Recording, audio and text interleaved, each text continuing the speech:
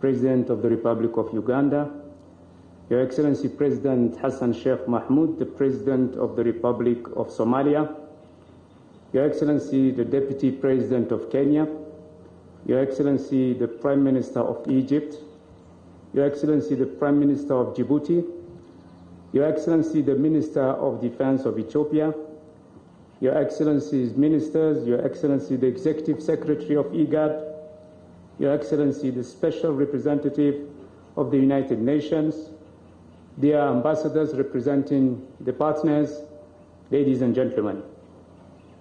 On behalf of the African Union Commission, I would like to thank His Excellency President Yoweri Kaguta Museveni, the government and the people of Uganda for the warm welcome and for convening this timely meeting on Somalia. Let me start by paying tribute to all troop contributing countries and for the sacrifice made for the sake of peace and stability in Somalia. I also praise the memory of our fallen soldiers and wish quick recovery to those who are wounded. Your Excellencies, the troop reconfiguration of ATMIS to AUSSOM has been successfully conducted.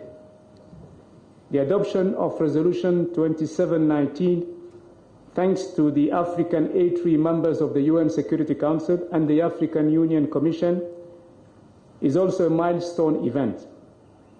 However, there are still reluctances to implement Resolution 2719 to Somalia. It will take a collective effort to mobilize financial resources up to $190 million for the 2 phases of ATMIS AUSSOM during the course of 2025.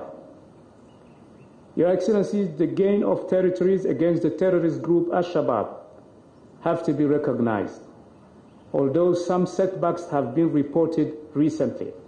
However, it is paramount to consolidate those gains in making AUSSOM fully operational.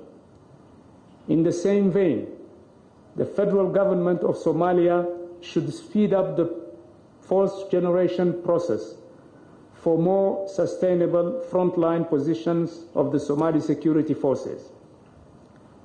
The Commission also urged the federal government of Somalia to pursue its political efforts in the state institution building processes. This will certainly include a greater inclusivity at the level of the National Consultation Council with the participation of all federal states. And we recognize here that His Excellency President Hassan Sheikh Mahmoud has convened a meeting early May to invite all federal states to come and start dialogue with him and with the federal government. We congratulate President Hassan Sheikh for that. Your Excellency, Somalia has been at the top of the African Union peace agenda close to 20 years now. Despite the financial challenges, the African Union will continue to support peace and stability in Somalia.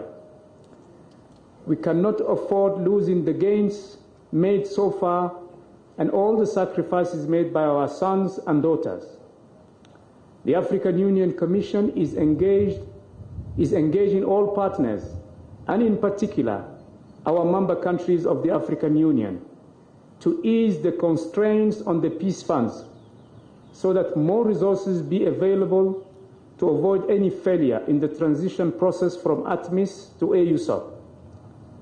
The Commission will request from troop contributing countries to convince other member countries of the African Union of the necessity to rely on domestic resources in these troubled times. Your Excellencies, let me conclude by reaffirming the full commitment of the African Union Commission to support the African Union Peace Mission in Somalia out of solidarity with the government and the people of Somalia. And finally, I would like to thank our partners who have been supporting the African Union mission from the very beginning: the United Nations, the European Union, the United States, and so many others. I thank you.